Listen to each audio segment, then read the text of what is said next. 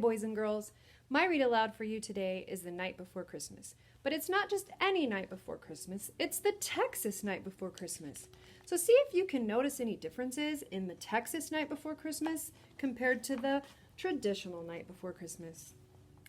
'Twas the night before Christmas in the cold wintry fog.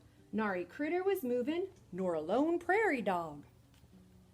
Then from out of the north the breeze gave a stir, and icy cold blasts swirled the fog in a blur.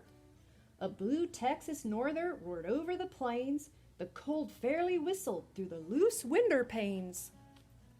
I poked at the fireplace to stir up a flame. The embers glowed redder, but the cold stayed the same.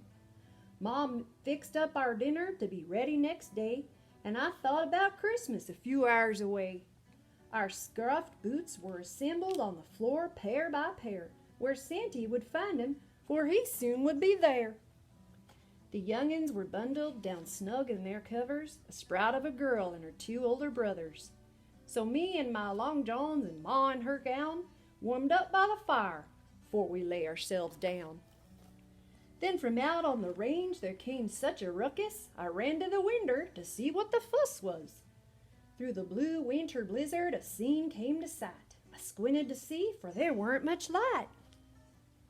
There stomping and snorting and pawing the ground were 8 scroungy longhorns stampeding around. In front of a wagon, piled full as could be, with boxes and bundles as high as a tree. Then a bellerin' yell soon set them all straight, from a fat little old ramrod who put fear in the 8. Well, they weren't really scared, no harm would he cause, for their longhorn head honcho was old Santa Claus. He got their attention and called them by name. "Hey, Leadfoot!" And voila, get up there, Colhane. Come on, Gimp, and Flop-Ear and Scarface, start dragging. Get on, Sam and High Hips, let's move this here wagon. Old Leadfoot, he bellered and lifted his head, then straight on they trampled through Ma's flower bed. They laid the gate flat and the clothesline went too. Nothing stood in their way as they flat-footed through.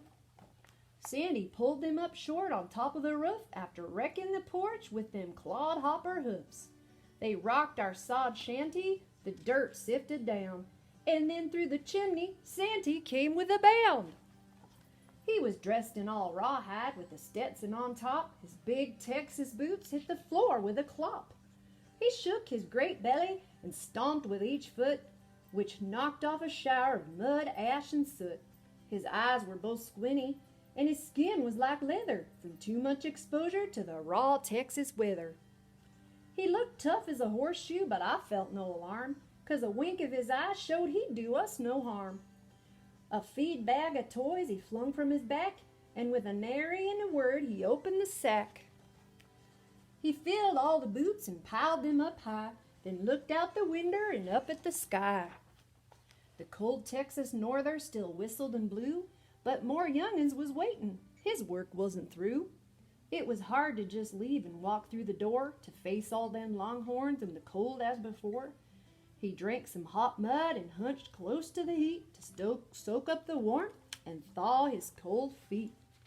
He could no longer dally or put off the chore, so he gave us a wink and pushed through the door.